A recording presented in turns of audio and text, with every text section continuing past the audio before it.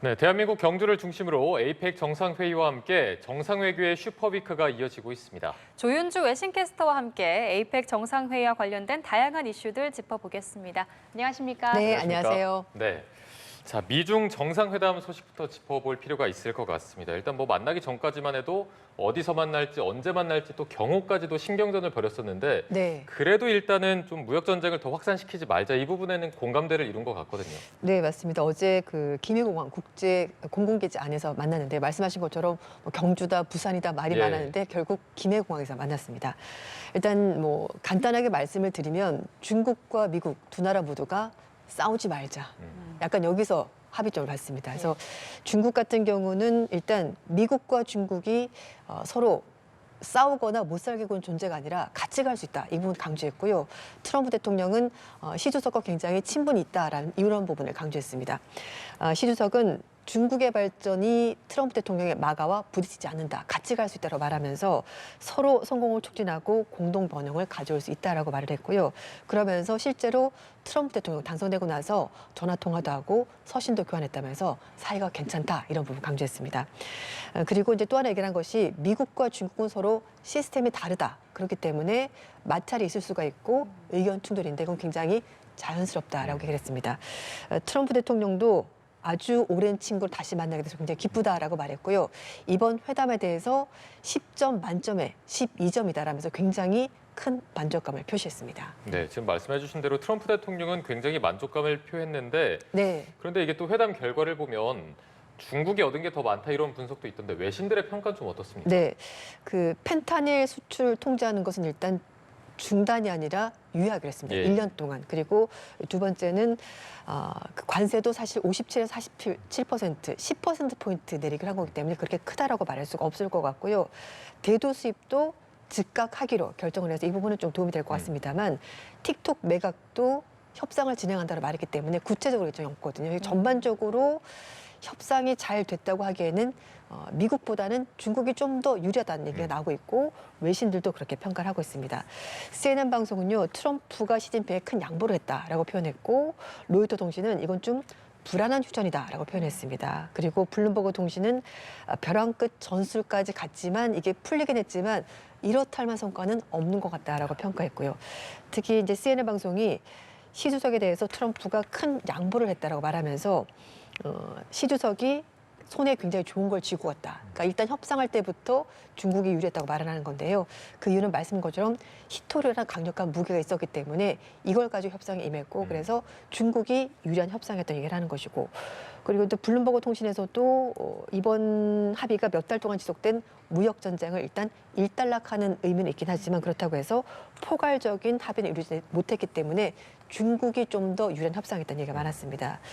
이 워싱턴 포스트 역시 이번 협상 통해서 두 나라 간의 어떤 이제 무역 전쟁의 높은 온도가 약간 떨어지긴 했지만 그렇다고 해서 해결된 건 아니기 때문에 여러 가지 문제를 많이 남겨둔 협상이었다는 것이 전반적인 평가였습니다. 예, 말씀하신 것처럼 분위기는 나쁘지 않았지만 근본적인 해결이 이루어진 건 아니기 때문에 네, 맞아요. 좀 우려 섞인 목소리가 나오는 것 같은데요. 이런 가운데 트럼프 대통령이 이 미중 정상회담 직전에 미군의 핵무기 시험을 지시해서 여러 해석을 낳고 있습니다. 네. 미군 고위 인사가 같은 취지의 발언도 했다고요. 네, 그렇습니다. 전략사령관 지명자입니다. 이제 이 사람은 미국의 그 핵무기를 전체적으로 총괄하는 역할을 맡게 되는 건데요. 상원 청문회 출석을 해서 일단 러시아, 중국, 북한 이런 나라들이 계속 핵 능력을 강화하고 있고 그리고 핵실험도 하고 있는데 그렇다면 미국도 거기에 대응하는 조치가 필요하다고 말했고요. 그 전에 이미 트럼프 대통령이 이제 미국 돌아가는 그 기내 안에서 미국이 지금 한 33년 동안 핵실험하지 않았는데 이제는 할 때가 됐다라고 말했습니다. 그렇게 말한 이유가 다른 나라들은 다 하고 있지 않냐. 그렇다면은 미국도 할 필요가 있다고 말하건데 그 다른 나라가 러시아, 북한, 중국을 말하는 것으로 보입니다. 특히 이제 중국, 러시아 같은 경우는 물론 핵무기는 미국이 가장 많이 가지고 있긴 합니다만 그다음이 러시아, 그다음이 중국이거든요. 근데 트럼프 대통령에게는 몇 년 지나지 않으면 이 나라들이 따라올 것 같다. 그러니까 미국도 대응할 필요가 있다고 말하면서 국방부 측에 핵무기 시험 재개를 지시를 한 상황이고요. 미국이 1992년에 마지막으로 핵실험하고 나서 그다음에 포괄적 전략 핵무기 이제 감축 조약 CTBT를 하면서 96년부터는 핵실험하지 않았습니다. 네. 그런데 또 트럼프 대통령이 우리나라의 핵 추진 잠수함 건조를 승인을 했습니다. 네. 이제 한미 정상회담에서 이재명 대통령이 요청을 했고 거기에 화답을 한 건데 이에 대해서 외신들의 평가는 좀 어떻습니까? 네, 일단 뭐 전반적으로는 좀 이재명 대통령이 약간 갑작스러운 발언에서 놀라긴 했지만 어쨌든 우리가 필요한 것을 얻어냈기에도 좀 성과가 있었다고 볼 수가 있을 것 같은데요. 일단 우려하는 부분은 중국과 북한이 될 것 같습니다. 왜냐하면 핵추진 잠수함이 들어오는 것이 우리가 좀 적극적으로 대응하기 위해서 필요하다고 말을 하긴 합니다만 미국 입장에서는 미국이 직접 나서지 않고 우리나라 통해서 중국을 견제하는 효과가 있기 때문에 미국은 뭐 충분히 할 이유가 있는 것이고요. 반대로 중국 쪽에서는 이번 일에 대해서 한국과 미국 양측이 핵 비확산 의무를 성실히 이행하길 바란다라면서 약간 견제하는 듯한 발언을 했고요. 이제 사실 우리는 이걸 통해서 지역 안정 평화를 하고 싶어 하는 건데 중국 쪽에서는 약간 견제 눈길을 보내고 있고 북한 역시 마찬가지로 이번 일 때문에 혹시라도 북한이 더욱더 핵무기를 강화하려는 그런 시도를 할 수도 있다는 우려도 나오고 있습니다. 예. 그리고 어제 이재명 대통령과 다카이치 사나이 일본 총리의 첫 한일 정상회담도 있었습니다. 사실 다카이치 총리가 좀 강성 보수 성향이 있기 때문에 네, 그렇죠. 기존의 이 관계를 유지할 수 있을까에 대한 걱정도 좀 있었는데 일단 좀 분위기는 좋았던 것 같아요. 네, 맞습니다. 이 대통령 그리고 다카이치 총리 다 같이 말한 것이 우리는 좋은 이웃이다. 일본과 한국은. 사실 뭐 과거에 여러 가지 아픈 역사도 있었고 문제가 있긴 했습니다만 그걸 넘어서서 그러니까 양국이 협력할 필요가 있다라는 부분을 강조했고요. 그래서 다카이치 총리도 한국과 일본은 서로 많은 것을 공유하는 나라이기 때문에 서로 힘을 합쳐서 안정적으로 발전할 수가 있고 두 나라의 모든 이익을 같이 추구할 수 있다고 말했습니다. 이 대통령도 마찬가지인데요. 지금 국제 정세가 워낙 급변하게 바뀌고 있기 때문에 공통점을 많이 가진 한국과 일본 두 나라가 협력해서 미래지향적으로 나아가자 이런 부분 강조했고요.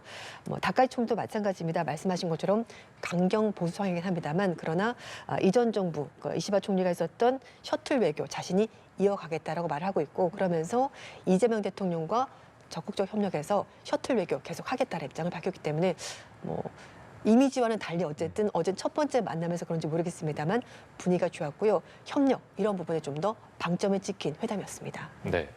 자, 북한 얘기도 좀 해보도록 하겠습니다. 이제 네. 에이펙 전후로 해서 트럼프 대통령과 김정은 위원장이 만날 것이다, 만나지 않을 것이다 좀 이런 얘기들이 많았었는데 결국에는 이제 불발이 됐거든요. 네, 그래도 맞습니다. 이 불씨가 꺼지지는 않은 것 같아서 지금의 상황 어떻게 봐야 될까요? 네, 일단 트럼프 대통령이 계속 여지를 남겨주고 있습니다. 왜냐하면은 이제 내년에 중국을 방문한다고 하거든요. 그래서 아마 그때 만날 가능성이 있지 않냐라는 얘기가 나오고 있고 실제로 트럼프 대통령이 미국 돌아가면서 이번에 너무 바빴다. 그래서 만날 시간이 없었던 건데 조만간에 다시 김정은 위원장 만나기 위해서 아시아에 오겠다라고 말했기 때문에 그러면 내년에 중국을 가니까 중국이 아시아 국가지 않습니까? 그래서 내년에 어쩜 만나지 않을까라는 얘기도 나오고 있고요.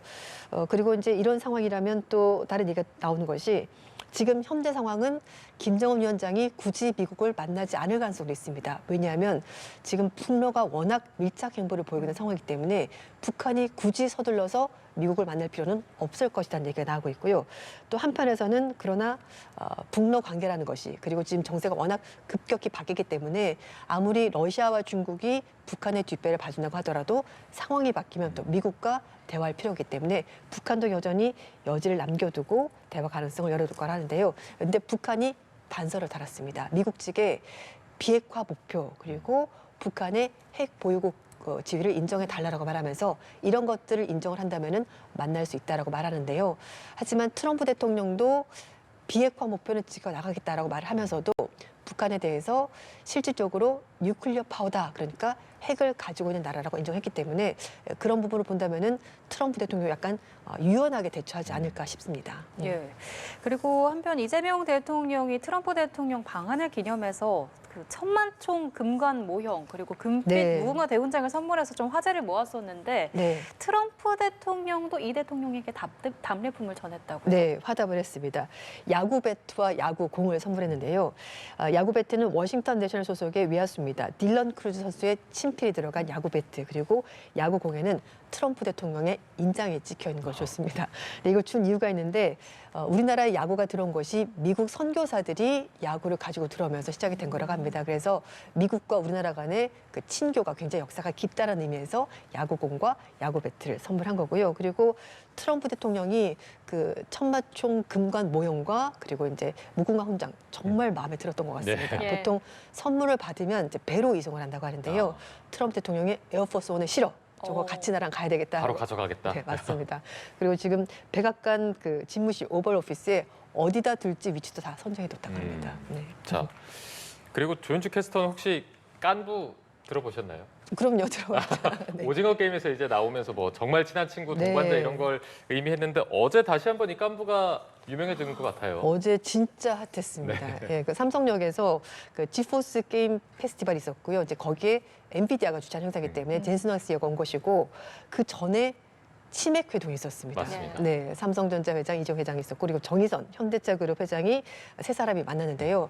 주변이 완전 인산인해였습니다. 취재진에다가 팬들까지 한꺼번에 몰렸는데 세 사람이 굉장히 좀 친근한 모습으로 러브샷도 하고 맛있게 음식을 즐겼는데요. 이 삼성전자는 엔비디아 AI 반도체 HBM을 공급하게 되기 때문에 이제 엔비디아가 삼성전자의 고객사가 되는 거고요.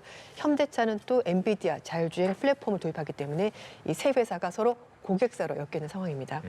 행사에서도 또 황 CEO가 등장을 하면서 정말 큰 박수를 받았고요. 정의선 회장도 어릴 때 자신이 게임을 하고 컸다라고 말하면서 아들도 게임을 한다고요. 그래서 그만큼 엔비디아 GPU가 정말 중요했었고 게임을 통해서 어떻게 하나가 되는 그런 자리여서 분위기가 정말 좋았습니다. 그런데 또 하나 얘기를 하는 것이 사실 뭐 어느 그룹의 CEO 그러면 굉장히 좀 다가가기 힘들고 그쵸. 다른 세상 사람일 거 말하는데 세 사람이 굉장히 친근한 모습으로 다가와서 시민들과 좀 소통하는 모습이 굉장히 보기가 좋았습니다. 예.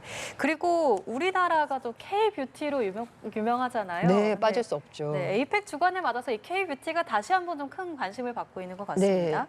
캐롤라인 레빗 대변인이 SNS에 화장품 쇼핑한 사진을 올렸더라고요. 네, 맞습니다. 거기에 진짜 요즘 젊은 사람들이 많이 쓰고 저도 그중에 몇 개를 사실 가지고 있거든요. 마스크팩도 있고 무슨 니들샷 크림부터 시작해서 네네. 굉장히 많은 것들이 있었는데요. 1997년생입니다. 그러니까 나이가 20대 후반인데 원래 이미지는 굉장히 무섭습니다. 백악관에서 기자들과 브리핑하면은 정말 촌철살인의 말로 모두를 제압하는 그런 대변인인데 네. 하지만 굉장히 좀 러블리한 모습으로 자신이 좋아하는 화장품 사진들을 잔뜩 사서 올렸는데요. 어쨌든 그만큼 K-뷰티가 정말 세계적으로 정말 인정을 받고 있지 않나라는 생각이 들기도 하고 모든 사람들이 좋아하는 화장품이 바로 한국 화장품이다라는 생각이 들기도 했습니다. 네, 알겠습니다. 자, 에이펙 정상회의와 관련해서 다양한 이슈들을 짚어봤습니다. 조윤주 외신캐스터와 함께했습니다. 오늘 고맙습니다. 고맙습니다. 감사합니다.